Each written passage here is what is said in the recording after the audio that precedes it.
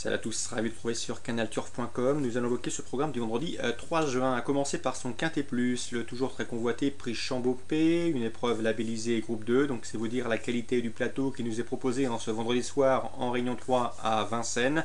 Il s'agira d'une épreuve disputée en nocturne, départ prévu 20h20 pour cette deuxième course du programme. Ils sont 15 au départ de cette épreuve qui rassemble, je vous le disais, certains des meilleurs trotteurs actuellement dans l'Hexagone. Les plus argentés d'entre eux ont déjà dépassé le million d'euros de gains.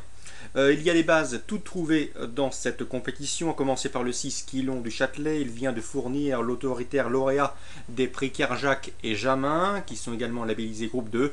Rien ne s'oppose à une confirmation. Le cheval a conservé sa bonne forme. Il retrouve à son sulky Franck Nivard qui le connaît à merveille. Bref, c'est un candidat au succès.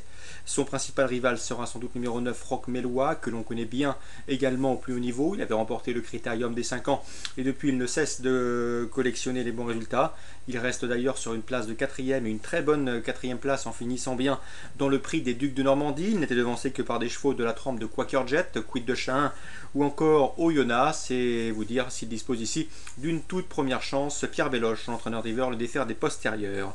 Je retiendrai également en bon rang le 4 Riglorieux des Bois. La dernière fois, le cheval n'était pas à 100%, il n'en a pas moins très bien couru pour se classer 3e, ne faiblissant que dans les derniers mètres, cette fois-ci déféré des 4 pieds et avec une course de plus dans les jambes, il s'annonce redoutable. C'est un pensionnaire de Jean-Michel Bazir. Donc 3 bonnes bases et bases tout indiquées pour ce quintet.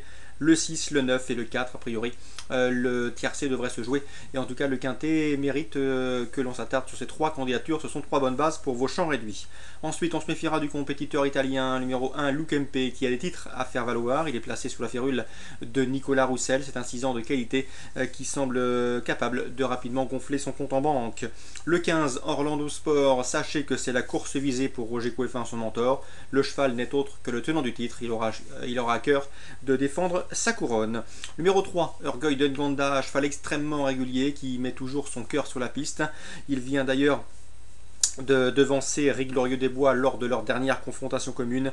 C'était le 27 mai, donc sur cette tentative, le cheval devrait une nouvelle fois fournir sa pleine mesure, une place est dans ses cordes. Ensuite, pour les amateurs de combinaisons plus élargies, je retiendrai le 2 Kieranje qui n'a pas eu un bon parcours, la dernière fois contraint de progresser né au vent, et le numéro 5, à savoir Kylian Disque, un cheval qui est terminé 7e de la course où Riglorieux des Bois et Orgueil de Nganda se classaient sur le podium, et lui aussi peut prétendre à un petit allocation. Résumé chiffré pour ce quintet: 6, 9, 2 bonnes bases. Ensuite le 4 et le 1, 2 chances régulières. Le 15, Orlando Sport, c'est la course visée. Le 3, Orgueil de Nganda pour son courage. Ensuite le 2 et le 5. Toujours pour cette réunion 3 à Vincennes. Sachez que nous aurons dans le 3e le prix Lavater qui rassemble sous la selle les meilleurs 4 ans français. Le 308 Texas Charm en sera le favori logique. Le cheval vient de s'imposer dans le prix Henri Vallière à Nantes. Cette fois-ci, il doit rendre 25 mètres, mais il doit également très bien faire. C'est un cheval qui peut largement rendre la distance assez contemporain. Le 308 Texas Charm, candidat au titre. On lui opposera le 3, à savoir Tango Quick, le 5 Torpilleur ou encore le numéro 4 Twist des Gaillons qui viennent de se classer respectivement 3e, 4e et 5e du prix Henri Vallière à Caen. Une course dans laquelle Torrens Vedake le 310 et Tina Durib le 306 se montraient tous les deux disqualifiés. Donc a priori le 308 Texas Charm, et ensuite c'est beaucoup plus touffu pour les places. Dans la 6e, sachez que j'ai pu m'entretenir avec Vincent Rimbaud. Il présente le 606 Topo du Moulinet. Il était confiant la dernière fois. Le cheval a très bien couru pour se classer 2e.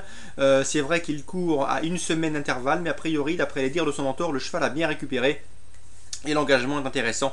Selon lui, le cheval devrait pouvoir confirmer. On lui opposera le 609, bien évidemment, Toy Dessart, qui vient de le devancer d'ailleurs lors de cette dernière confrontation commune. C'était sur un parcours de plus longue haleine. Donc le 606, le 609 se retrouvent pour un match revanche. Un match revanche que pourrait pourquoi pas arbitrer le 608 Tobago Terry.